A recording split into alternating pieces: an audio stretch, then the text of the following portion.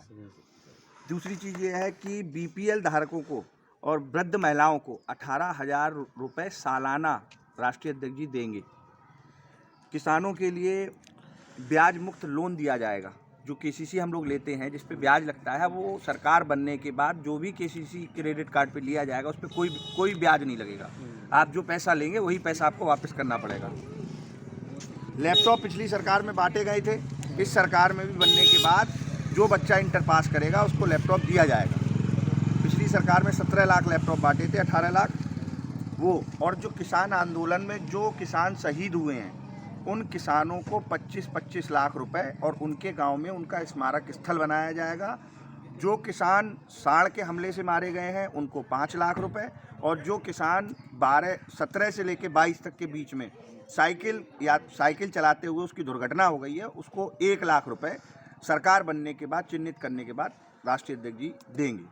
तो अब आप काम पे वोट देंगे या किस पे देंगे, योजनाओं पे देंगे। और ये योजनाएं और घोषणा पत्र इसलिए है क्योंकि 2012 से लेकर 17 तक माननीय राष्ट्रीय अध्यक्ष जी ने जो घोषणा की थी कि मेट्रो बनाएंगे तो उन्होंने कानपुर, लखनऊ, आगरा सब जगह मेट्रो दी। उन्होंने कहा कि एक्सप्रेस वे बनाएंगे तो उन्होंने लखनऊ आगरा एक्सप्रेस वे दिया। उन्होंने पूर्वांचल एक्सप्रेस वे की नींव रखी। और उसके बाद उन्होंने कहा कि जनेश्वर मिश्रा का पार्क बनाएंगे तो उन्होंने उत्तर प्रदेश का सबसे बढ़िया पार्क बनाया जहाँ लाखों लोग जाके शुद्ध हवा ले रहे हैं आज लखनऊ में। तो ये 2012 से 17 तक जो उन्होंने वायदे किए थे वो पूरे किए। तो आप इस घोषणा पत्र पे भी पूर्ण विश्वास कर सकते हैं कि सरकार बनने के बाद पूरे करेंगे, क्योंकि ये जुमलेबाजों की सरकार नहीं है कि 15 लाख आपके अकाउंट में आएंगे और बाद में बोल देते हैं कि भाई जुमला था वो। तो ये चीज़ है। तो इस तरीके की चीज़ें हैं। तो आप सब लोग जिम्मेदार हैं, आप वोट डालिए और ज़्यादा से ज़्यादा वोट डालिए। वोट इसलिए डालिएगा क्योंकि वोट डालना लोकतंत्र के लिए बहुत ज़रूरी है, क्योंकि ये 5 साल में एक बार मौका आता है। अगर गलत आदमी चिन्हित हो जाता है तो 5 साल तक प्रताड़ित रहना पड़ता है। यहाँ सब गांव देहात के लोग हैं। आप सब लोग अपने खेत रखाते हो या नहीं रखाते हो? ये समस्या है या नहीं है? आप अपना घर में रहें कि घर को रखाएं या खेत रखाएं? ये समस्या पैदा कर दी है ना। ये समस्या किसकी वजह से पैदा हुई है? ये सरकार की नीतियों की वजह से पैदा हुई है। इसका जिम्मेदार कौन है? इस प्रदेश का मुखिया, क्योंकि उसका तो परिवार है नहीं प्रदेश की मुखिया का। तो वो परिवार का सुख दुख जानते ही नहीं है कि क्या है परिवार का सुख दुख। उन्होंने तो आया कि नहीं साहब कोई नहीं करेगा। सांड और गाय बैलों के लिए भी जो व्यवस्था की गई है उसमें भी आपने देखा होगा सोशल मीडिया के माध्यम से कि गाय और बैल कितने बुरी तरीके से मर रहे हैं। सांड उनमें गौशालाओं में इतनी बुरी तरीके से तड़प के मर रहे हैं। तो उनके साथ भी अत्याचार कर रहे हैं और हमारे किसानों के साथ भी अत्याचार कर रहे हैं। तो ये अत्याचार भी सरकार बदलने के बाद ही बंद होगा, उससे पहले बंद नहीं होने वाला ये। और अगर हम लोग, जैसे समाजवादी पार्टी को कहा जाता है कि ये एमवाई की पार्टी है, ये उसकी पार्टी है, तो इसका उदाहरण आप पीलीभीत जिले में देख चुके हैं कि चारों सीटों पे हिंदू लड़ रहे हैं चुनाव। चारों सीटों पे हिंदू चुनाव लड़ रहे हैं। तो ये भाजपा जो कहती है हिंदू मुस्लिम की बात करती है, यहाँ रोजगार की बात करनी चाहिए। आप भाजपा वाले से बात करोगे रोजगार की तो वो ये कहेगा कि वंदे मातरम बोलो। आप उससे बात करोगे कि भाई शिक्षा क्यों नहीं हो रही है, स्कूल क्यों बंद पड़े हैं, तो कहेगा 370 धारा नहीं हटा दी कश्मीर में मैंने।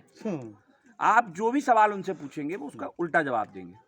अगर आप उनसे कहेंगे कि साहब हमारे स्वास्थ्य सेवाएं ठीक नहीं है, तो कहेंगे पाकिस्तान हमला करने वाला, हम उसकी तैयारी कर रहे हैं। तो उनका एक ही मुद्दा है कि हिंदू मुस्लिम करके चुनाव को प्रतिकूल बना के और चुनाव लड़ना। विकास की कोई बात करते नहीं है ये।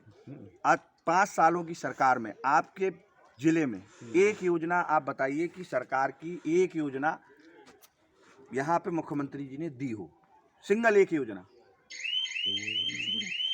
कुछ नहीं दिया आपको। तो आप लोग जिम्मेदार लोग हैं, वोट डालते समय ये ज़रूर ध्यान रखें, क्योंकि हम लोग तो बाहर से आए हुए हैं, हमारी ड्यूटी है पार्टी के प्रति, तो उसको जिम्मेदारी का निर्वहन कर रहे हैं। हम तो राष्ट्रीय अध्यक्ष जी के सिपाही हैं।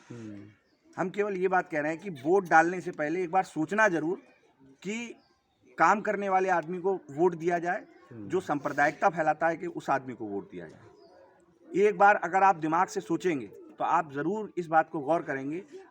आप याद करिएगा कोरोना का समय कैसे जनता मर रही थी।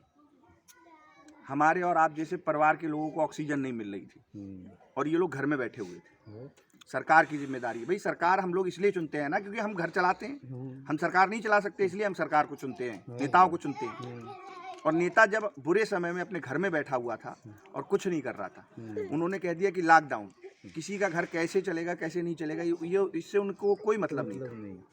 लोग सड़कों पे चले, पैदल चले, क्योंकि हमारे देश की एक विडंबना है कि हम लोग बहुत जल्दी भूल जाते हैं चीज़ों, माफ़ कर देते हैं। दयालु प्रवृत्ति के लोग हैं हम लोग, तो हम लोग सब लोगों को माफ़ी कर देते हैं। लेकिन इस बार आप लोग याद रखिएगा कि वो बुरा समय कि नोटबंदी आई तो कितने परिवारों की शादियाँ टूट गई, कितने परिवार इलाज के दौरान मर गए, पैसा नहीं दे पाए वो। तो ये चीज़ें आपको याद करने के लिए हैं कि इन चीज़ों को भी आप याद करिए कि संवेदनहीन आदमी को आप चुनेंगे या संवेदनशील आदमी को आप चुनेंगे। अखिलेश यादव संवेदनशील हैं क्योंकि वो परिवार है उनके पास अपना परिवार है और वो अपने परिवार को साथ लेके चलते हैं। और जिसके पास परिवार नहीं है, कोई किसी भी परिवार में कोई भी हो और उसके घर में एक आदमी शादीशुदा ना हो, बिल्कुल रड़ुआ फक्कड़ हो, तो उसके घर में वो चाहे सबसे बड़ा हो तो और सबसे छोटे वाले की शादी हो गई हो और जिम्मेदार, तो लोग कहेंगे कि भाई जिम्मेदारी इसी को दो, ये तो पता नहीं कब झोला उठा के कहाँ चल देगा, ये तो रड़ुआ फक्कड़ आदमी। तो हमारे प्रदेश और देश की विडंबना है कि दोनों लोग ही ऐसे हैं कि कब झोला उठा के चले जाएंगे हमें नहीं पता। तो हमारा निवेदन है कि इन चीज़ों पे, व्यक्तिगत चीज़ों पे सोच के आप वोट करें इस बार, क्योंकि 5 साल बाद ही मौका मिलेगा, फिर उससे पहले नहीं आने वाला है। अच्छा और बुरा, सही और गलत आपके वोट पे ही डिपेंड करेगा। तो मैं निवेदन करता हूं कि आप समाजवादी पार्टी को वोट दें और अखिलेश यादव जी को मुख्यमंत्री बनाएं। ये चुनाव किसी विधायक या सांसद चुनने का नहीं है, मंत्री चुनने का नहीं है, ये मुख्यमंत्री बनाने का चुनाव है। और विकास के नाम पे 2017 में भी राष्ट्रीय अध्यक्ष जी ने वोट मांगा था और इस बार भी हम लोग जात धर्म से ऊपर उठ के विकास के नाम पे ही वोट मांगने आए। धन्यवाद। ये थे हमारे निकुंज गंगवार जी छात्र सभा से। आइए, अब ये सरकार किसकी बनती है ये तो 10 मार्च को ही निर्धारित होगा। तब तक के लिए हम आपसे विदा लेते हैं। धन्यवाद।